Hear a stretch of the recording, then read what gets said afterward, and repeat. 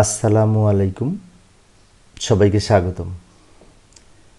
এই যে বিভাগীয় পরীক্ষার প্রশ্নের আলোকে শিক্ষানবিশ সম্পর্কে এই প্রশ্নটি বিগত পরীক্ষায় প্রায় 15 বার প্রশ্নটি এসেছে এই ডিপার্টমেন্টাল পরীক্ষায়। তো বাংলাদেশ সিভিল সার্ভিস বিধিমালা বা বাংলাদেশ সিভিল সার্ভিস নিয়োগ বিধিমালা 1981 সালের এখানে এই শিক্ষানবিশ সম্পর্কে বলা হয়েছে। কি বলা হয়েছে, বিধিতে কি বলা হয়েছে লক্ষ্য করি। প্রথমে কোন বিধিতে বলা হয়েছে এবং কত নঙে বলা হয়েছে সেটা লিখবো, তাই না পরীক্ষায়। বাংলাদেশ সিভিল সার্ভিস নিয়োগ বিধিমালা 1981 এর বিধি 6 এই শিক্ষানবিশ সম্পর্কে বলা হয়েছে।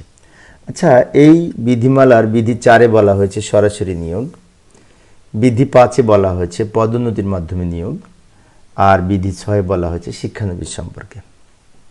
আমি এই যে পূর্বের ভিডিওটিতে এই সরাসরি নিয়োগ এবং পদোন্নতির মাধ্যমে নিয়োগ আলোচনা করেছিলাম, তাই না? আচ্ছা, কি বলা হয়েছে লক্ষ্য করি। স্থায়ী শূন্য পদে প্রাথমিকভাবে নিয়োগকৃত ব্যক্তি শিক্ষানবিশ স্তরে থাকবেন। অর্থাৎ স্থায়ী শূন্য পদে প্রাথমিকভাবে যিনি নিয়োগ পাবেন তিনি শিক্ষানবিশ স্তরে থাকবেন। সেক্ষেত্রে কত বছর থাকবেন তা না, সরাসরি নিয়োগের ক্ষেত্রে 2 বছর এবং পদোন্নতি নিয়োগের ক্ষেত্রে, পদোন্নতির মাধ্যমে নিয়োগের ক্ষেত্রে 1 বছর।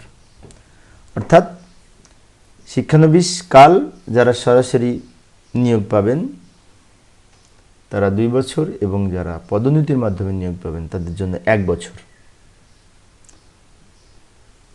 সরকার অনধিক 2 বছর বর্জিত করতে পারেন, অর্থাৎ এছাড়াও সরকার 2 বছর এক্সটেনশন করতে পারেন। শিক্ষানবিশকালে অযোগ্য বিবেচিত হলে সরকার কমিশনের সাথে পরামর্শ ছাড়া, অর্থাৎ শিক্ষানবিশকালে যদি কেউ অযোগ্য হন তাহলে সরকার কমিশনের সাথে পরামর্শ ব্যতীত কিছু সিদ্ধান্ত নিতে পারেন। তার মধ্যে রয়েছে সরাসরি নিয়োগের ক্ষেত্রে নিয়োগের অবসান করাতে পারেন, অর্থাৎ সরাসরি নিয়োগের ক্ষেত্রে নিয়োগ বাতিল করতে পারেন, এবং পদোন্নতির ক্ষেত্রে পূর্ব পদে প্রত্যাবর্তন করাতে পারেন। এখানে একটু বেশ কঠিন একটু কথা, তাই না? সেটি হচ্ছে যে শিক্ষানবিশ কালে যদি অযোগ্য হন তাহলে সরকার কমিশনের সাথে পরামর্শ ছাড়াই যে সিদ্ধান্ত নিতে পারে সেটা হচ্ছে যারা সরাসরি নিয়োগ পাবে তাদের নিয়োগের অবসান, এবং যারা পদোন্নতির মাধ্যমে নিয়োগ পাবে তাদের পূর্ব পদে প্রত্যাবর্তন, মানে আগে যে পদ ছিল পদোন্নতির আগে সেই পদে প্রত্যাবর্তন করবেন যদি এই শিক্ষানবিশ কালে অযোগ্য বলে বিবেচিত হন। এই ছিল শিক্ষানবিশ সম্পর্কে বিধির আলোকে তথ্যাবলী। এবার আরেকটা প্রশ্ন আজকে আলোচনা করব। এই বিধিতেই বলা আছে, ওই প্রশ্নটা আরও গুরুত্বপূর্ণ।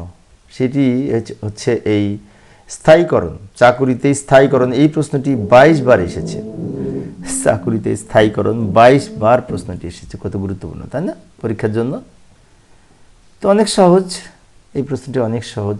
স্থায়ীকরণের জন্য কি কি প্রয়োজন সে সম্পর্কে এই বাংলাদেশ সিভিল সার্ভিস নিয়োগ বিধিমালা 1981 এর বিধি 7 বলা হয়েছে। 7 তাই যে এখানে আমি এইভাবে লিখতে পারি, লক্ষ্য করি। বাংলাদেশ সিভিল সার্ভিস নিয়োগ বিধিমালা 1981 এর বিধি 7 চাকুরিতে স্থায়ীকরণ সম্পর্কে বলা হয়েছে। কি বলা হয়েছে লক্ষ্য করি। প্রাথমিকভাবে নিয়োগপ্রাপ্ত কোনো ব্যক্তিকে কমপক্ষে 4 মাস বুনিয়াদী প্রশিক্ষণ গ্রহণ করতে হবে। স্থায়ীকরণের জন্য যে 4 মাসের বুনিয়াদী ট্রেনিং বা প্রশিক্ষণ ওটা থাকতে হবে বা সম্পন্ন করতে হবে।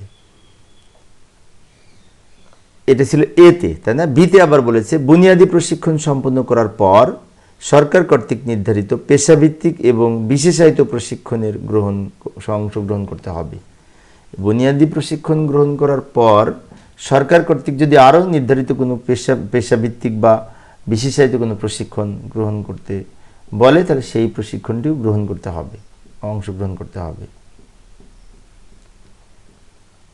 আরও বলেছে 2 নম্বরে, অর্থাৎ 7-এর বিধি 1-এর এ বি আলোচনা করেছি। এবার আসি 7-এর বিধি 2-এ। 7-এর 2-এ কি বলেছে? চাকরি স্থায়ী হবে না এফটিসি সাফল্যজনকভাবে সম্পন্ন না হলে এবং বিভাগীয় পরীক্ষায় উত্তীর্ণ না হলে। মানে এই যে ডিপার্টমেন্টাল পরীক্ষার জন্য আমরা লেখাপড়া করতেছি, তাই না? এই পরীক্ষায় উত্তীর্ণ না হলে কিন্তু চাকরিতে স্থায়ী বলে যোগ্য হবেন না। শিক্ষানবিশ মেয়াদ শেষ না হলে। শিক্ষানবিশ মেয়াদ বিশেষ করে কিছুক্ষণ আগে আলোচনা করলাম, যারা সরাসরি নিয়োগ তাদের ক্ষেত্রে 2 বছর, যারা পদোন্নতির মাধ্যমে নিয়োগ তাদের ক্ষেত্রে 1 বছর শিক্ষানবিশ পিরিয়ড থাকে এবং সেই সময় সম্পন্ন করতে হবে স্থায়ী হওয়ার জন্য। আচরণ ও কর্ম সন্তোষজনক না হলে, অর্থাৎ আচরণ ও কর্ম অর্থাৎ চাকরি সন্তোষজনক হতে হবে, তাই না? এছাড়াও 7-এর 3-এ বলেছে সকল শর্তাদি পূরণ করার পর চাকরিতে নিয়োগের তারিখ হতে স্থায়ী করতে হবে। সব শর্ত যদি কি কি শর্ত? এখানে খুব সহজ, বিশেষ করে 4 মাস বুনিয়াদী প্রশিক্ষণ গ্রহণ করতে হবে। বুনিয়াদী প্রশিক্ষণ গ্রহণ করার পরে সরকার কর্তৃক যদি আরও কোনো পেশাভিত্তিক বা বিশেষ কোনো প্রশিক্ষণ গ্রহণ করতে প্রয়োজন হয় তাহলে সেটি প্রশিক্ষণ গ্রহণ করতে হবে। এছাড়াও এফটিসি সাফল্যজনকভাবে সম্পন্ন করতে হবে, বিভাগীয় পরীক্ষায় উত্তীর্ণ হতে হবে, শিক্ষানবিশ মেয়াদ শেষ করতে হবে এবং আচরণ ও কর্ম সন্তোষজনক হতে হবে। এই বিষয়গুলি একটু মনে রাখার চেষ্টা করব। এগুলো তো বিধিতে ছিল, তাই না? পরীক্ষা আসলে আমরা এইভাবে যদি সুন্দরভাবে উপস্থাপন করতে পারি, আশা করি পূর্ণ মার্ক পাবো ইনশাআল্লাহ। তো প্রিয় সুধীবৃন্দ, এই ছিল আজকের আলোচনা। আমি অল্প অল্প করে আলোচনা করি, একটি একটি করে টিকা, বিশেষ করে শুনলে এবং দেখলে মনে থাকে বেশি, সেজন্য আমার আলোচনা। পরিশেষে সবাই ভালো থাকবে এবং সুস্থ থাকবে এই কামনায় খোদা হাফেজ।